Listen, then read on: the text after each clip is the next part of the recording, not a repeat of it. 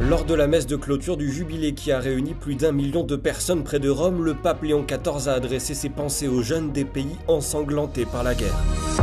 L'Organisation des pays exportateurs de pétrole et ses alliés décident d'augmenter leur production de 548 000 barils par jour en septembre. Dans l'extrême-orient russe, le réveil du volcan Krashenenikov sur la péninsule du Kamtchatka. Le volcan était inactif depuis 600 ans.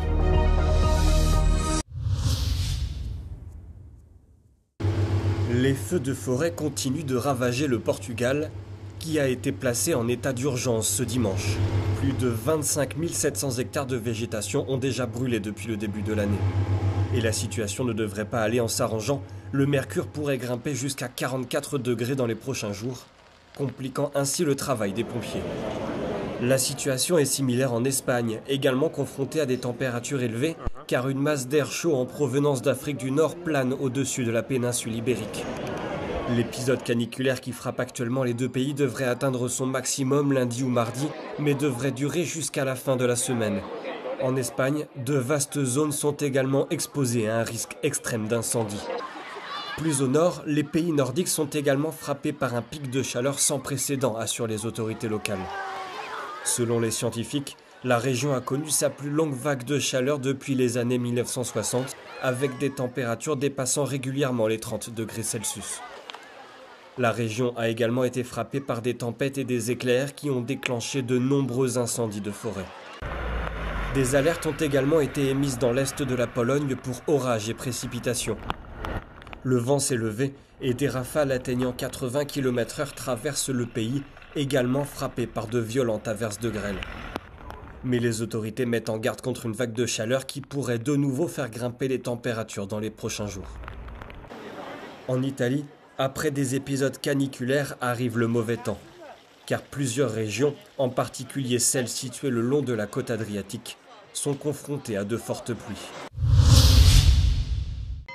Plus d'1 million de jeunes catholiques se sont rassemblés ce dimanche à Tor Vergata, près de Rome, pour la messe en plein air du pape Léon XIV, qui clôt une semaine de célébration à l'occasion du Jubilé. Dans sa bénédiction, le souverain pontife a rendu hommage aux jeunes du monde entier qui n'ont pu se joindre à ces célébrations. We are closer than ever to young people who suffer the most serious evils, which are caused by other human beings. We are with the young people of Gaza. We are with the young people of Ukraine, with those of every land bloodied by war. My young brothers and sisters, you are the sign that a different world is possible. Initié à l'origine par le défunt pape François, le Jubilé a réuni des jeunes pèlerins de plus de 150 pays pour cette messe, point culminant de l'année sainte du Jubilé. Il marque la première grande rencontre du pape Léon XIV avec la nouvelle génération de catholiques, qui a désormais rendez-vous aux Journées mondiales de la jeunesse en août 2027 en Corée du Sud. L'Organisation des pays exportateurs de pétrole et ses alliés explique poursuivre sa stratégie de reconquête des parts de marché entamée en avril dernier. Dans un communiqué publié ce dimanche, l'OPEP+ confirme un ajustement de la production de 547 000 barils par jour en septembre 2025.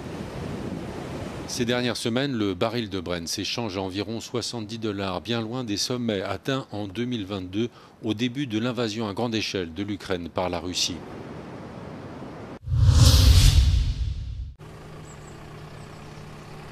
La Pologne prolonge jusqu'au 4 octobre ses contrôles aux frontières avec l'Allemagne et la Lituanie. Le ministre de l'Intérieur, Marcin Kierwiński, explique la décision par la persistance des inquiétudes concernant l'immigration clandestine. Selon Varsovie, une partie des migrants illégaux qui arrivent en Pologne viennent d'Allemagne. De son côté, Berlin a également mis en place des contrôles à ses frontières. L'Allemagne et la Pologne font toutes deux partie de l'espace Schengen qui facilite à ses ressortissants le franchissement des frontières des 29 pays membres. Les États membres de l'Union européenne sont autorisés à introduire des contrôles aux frontières en cas de menaces graves.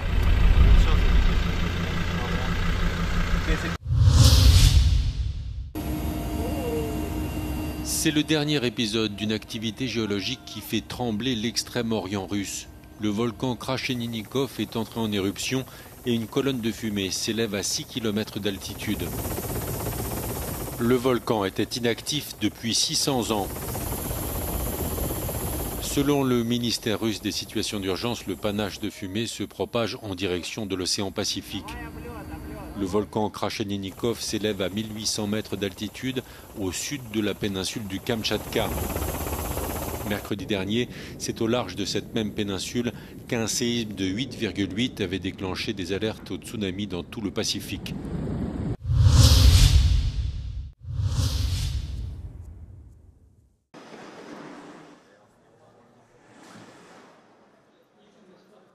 Après l'échec de 54 tentatives de formation de l'Assemblée nationale, le Kosovo se tourne maintenant vers la Cour constitutionnelle pour résoudre la crise politique qui empêche le Parlement de commencer son travail depuis les élections de février.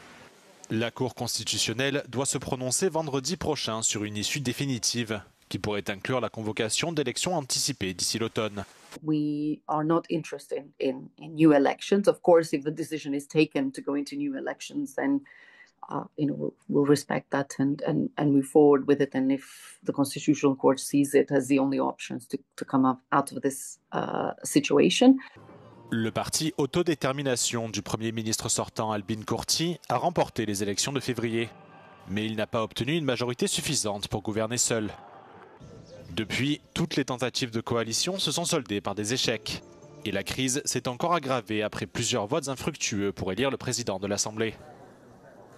Vetëm një kërkesë ka qenë që të hapet dhe jemi në procedurë të rregullt edhe ta ndrojnë emrin e kandidatës. Edhe pse unë e kupton që personalisht e respektoj Albolenën, por tash jemi në këtë pozicion çfarë jemi.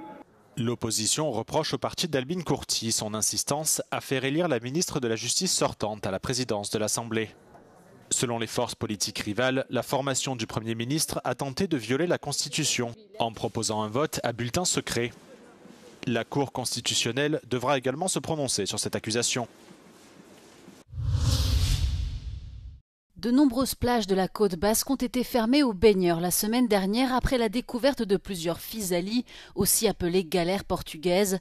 Ces animaux marins particulièrement urticants qui ressemblent à des méduses ont été repérés le long de la côte atlantique. Les autorités appellent à la plus grande vigilance. C'est des démangeaisons et puis la peau devient un peu rouge. Dans l'eau, la physalie est reconnaissable à sa vessie pleine d'air. Son venin peut déclencher des réactions allant de l'irritation de la peau au vomissement et à la détresse respiratoire. Avec ses tentacules qui peuvent faire 20 mètres de long, les galères portugaises peuvent tuer de petites créatures marines et dans de rares cas être mortelles pour l'homme. Si nous on n'est pas là, prendre du sable et se frotter parce qu'en fait c'est des filaments qui viennent se coller à la peau et avec le sable on va pouvoir réussir à enlever les filaments. Donc tout d'abord, enlever les filaments et après, le mieux, c'est de rincer. Les hôpitaux locaux ont conseillé de ne pas toucher la créature à main nue et de consulter un médecin en cas de piqûre. Bien que ces animaux se trouvent généralement dans les eaux tropicales ou subtropicales, leur détection dans l'océan Atlantique est de plus en plus fréquente. Les scientifiques marins ont déclaré que les changements de température des océans, conséquence du réchauffement climatique, pourraient être à l'origine de leur déplacement.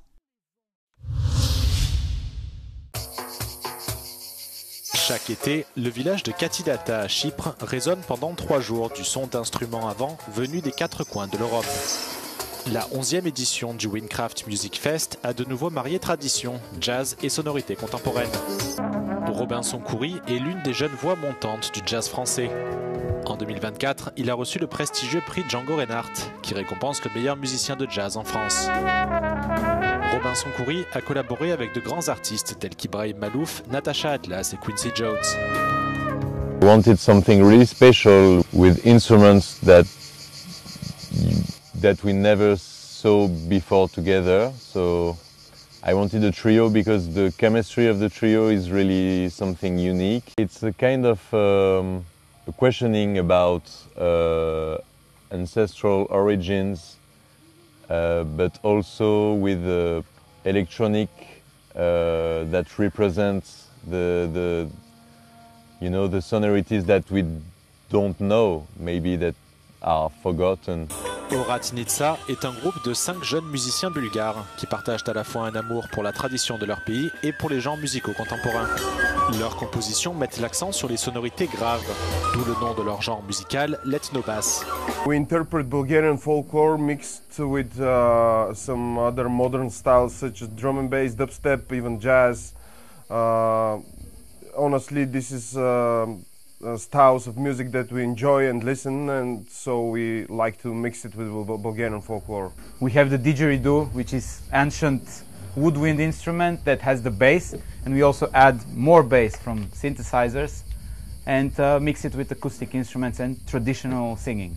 Le Windcraft Music Fest est plus qu'une simple série de concerts. Selon ses organisateurs, c'est un témoignage vivant de la richesse qui découle de la collaboration entre des personnes qui n'ont jamais travaillé ensemble auparavant. Le festival permet de révéler les talents d'artistes locaux et internationaux, en mettant l'accent sur les instruments à vent. Parallèlement, par le biais d'ateliers, d'animations et d'autres activités, les participants de tous âges sont invités à prendre part au processus de création musicale et à explorer le riche patrimoine culturel du village de Katidata et de ses environs.